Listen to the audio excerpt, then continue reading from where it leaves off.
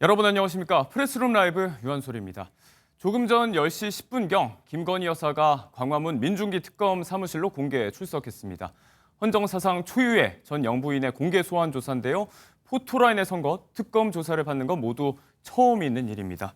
오늘 프레스룸 라이브는 바로 이 소식으로 출발합니다. 조금 전 김건희 여사의 출석 모습 먼저 보시고 잠시 후 이야기 나눠보겠습니다.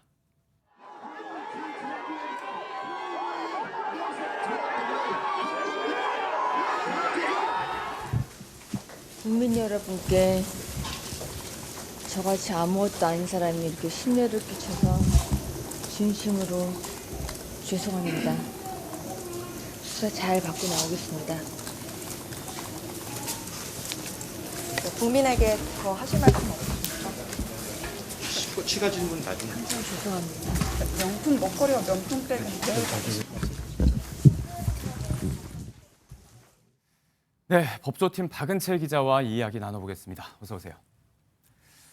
네, 10시를 조금 넘어서 이제 특검 사무실에 김건희 여사가 도착을 했고 조금 전에 포토라인에 선 모습도 보셨습니다.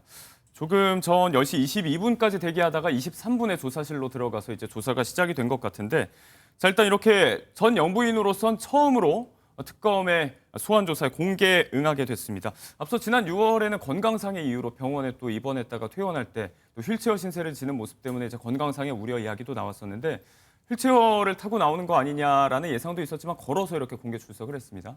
네, 건강 우려가 있었는데요. 예. 이제 휠체어를 타지는 않고 이제 걸어 나오는 모습을 보였습니다.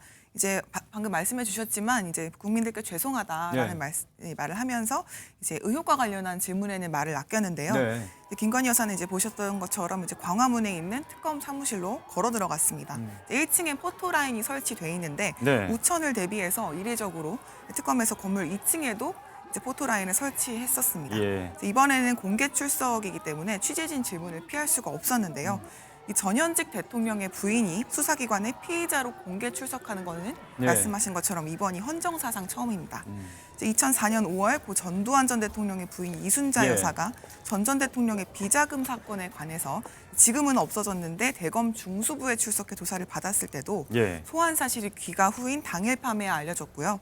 고 노무현 전 대통령의 부인 권양숙 여사도 2009년 4월 참고인 자격으로 검찰 조사를 받았지만 이 소환 사실은 이튿날 알려졌는데요. 모두 비공개 조사였던 거죠. 그렇습니다. 이 특검 사무실이 있는 서울 광화문 인근은 그래도 만일의 사태에 대비해서 경비 태세를 강화하고 있습니다. 예. 이제 김 여사 측 변호인단은 앞서서 들어가서 있는 그대로 진술할 것이라고 전했습니다. 네.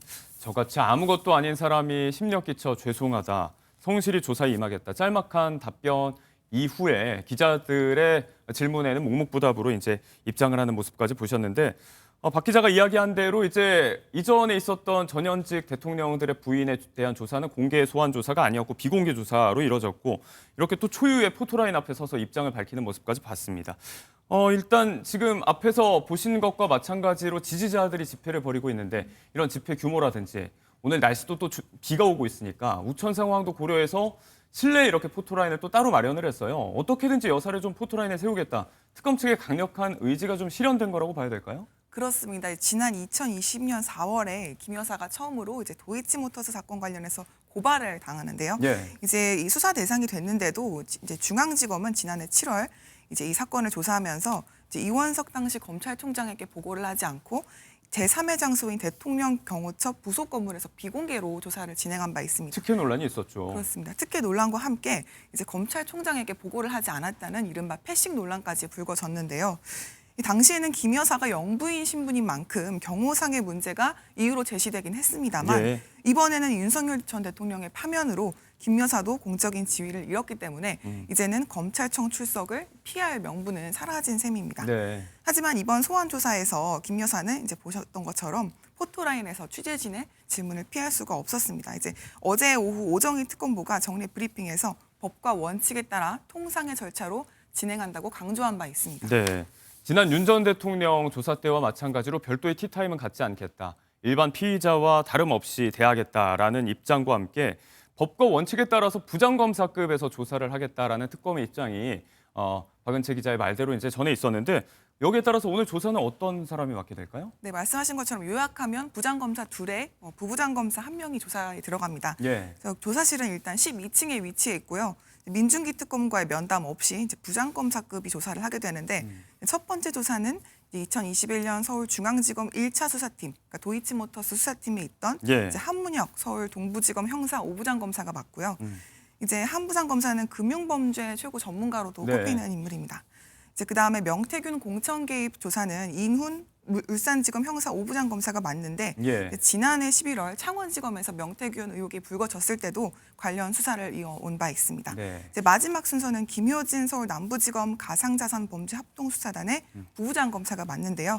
이제 건진법사 전성배 씨 관련 수사를 이제 해왔는데 조사를 진행하는 3명의 검사 중 유일하게 부부장 검사로 꼽히고 있습니다. 네.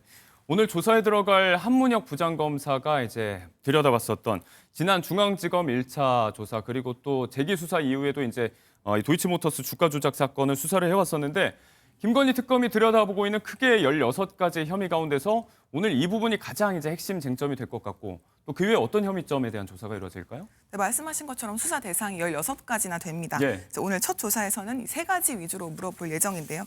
이제 말씀드렸던 것처럼 도이치모터스 주가 조작 사건, 그리고 공천 개입 의혹 사건, 건진법사 청탁 의혹 사건입니다. 네. 이 가운데 아무래도 핵심은 이제 가장 먼저 조사가 이루어질 것으로 예상이 되는 도이치모터스 주가 조작 사건일 것 같습니다.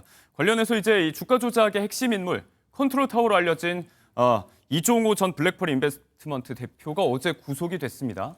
진술 확보도 그렇고 관련자 구속도 이루어지고 있고 앞선 이제 검찰의 재기 수사에서는 수백 건의 녹취록 파일이 확인이 되고 발견이 되면서 또 이 부분에 대해서 이제 특검이 김건희 여사의 주가 조작에 대한 공모 혐의 이 부분을 좀 짙게 보고 만반의 준비를 마쳤다라는 시각이 좀 지배적인 것 같아요. 그렇습니다.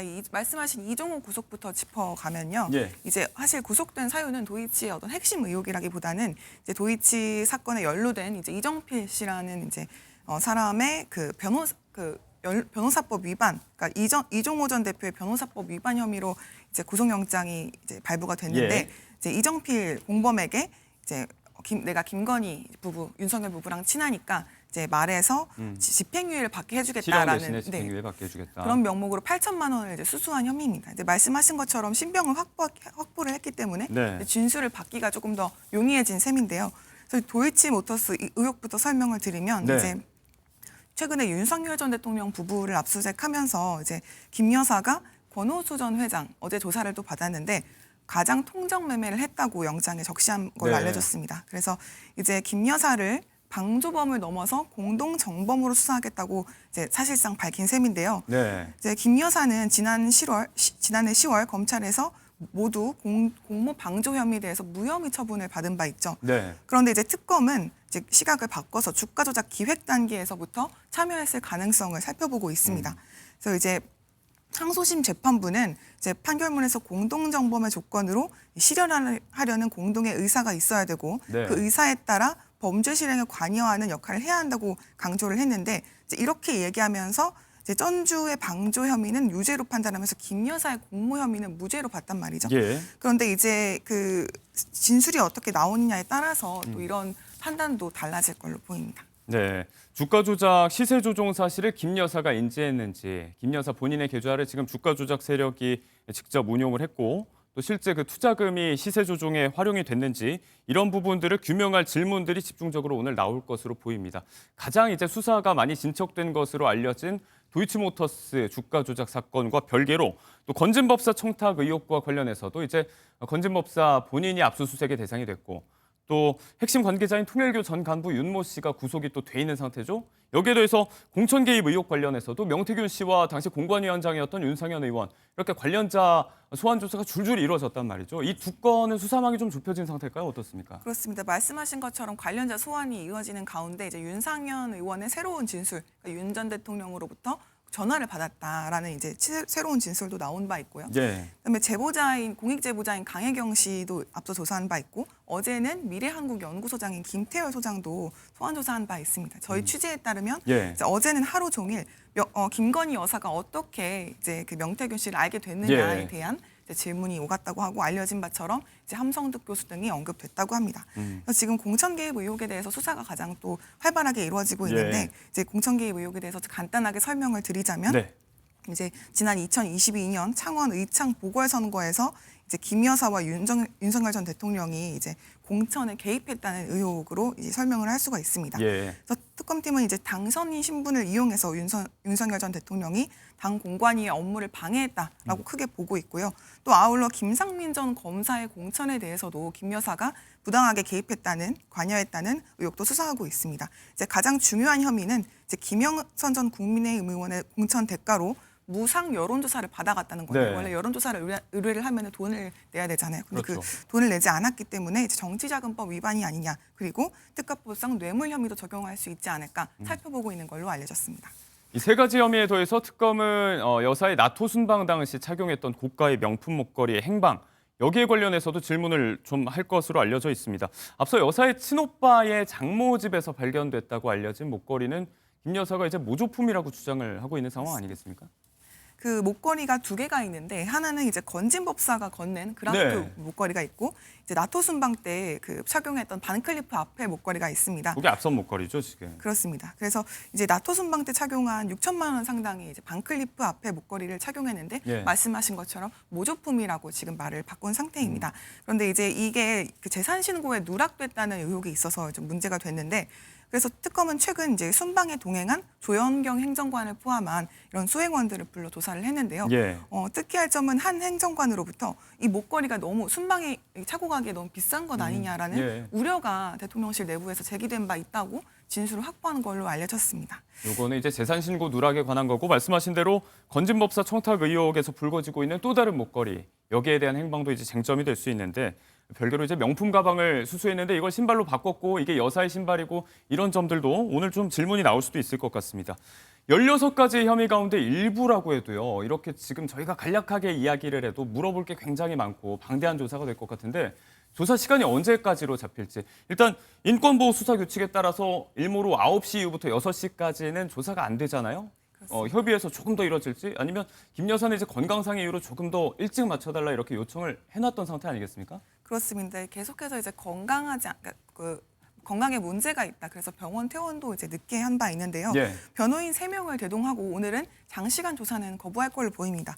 자, 김 여사 측 변호인단은 앞서 의견서를 제출하면서도 이제 건강상 장시간 조사가 어렵다고 얘기하면서 네. 이제 혐의별로 분리 조사 그리고 조사 일정간 3, 4일간 휴식 보장 그리고 오후 6시 이전에 조사를 끝내달라라는 네. 취지의 의견서를 제출을 한 바 있습니다.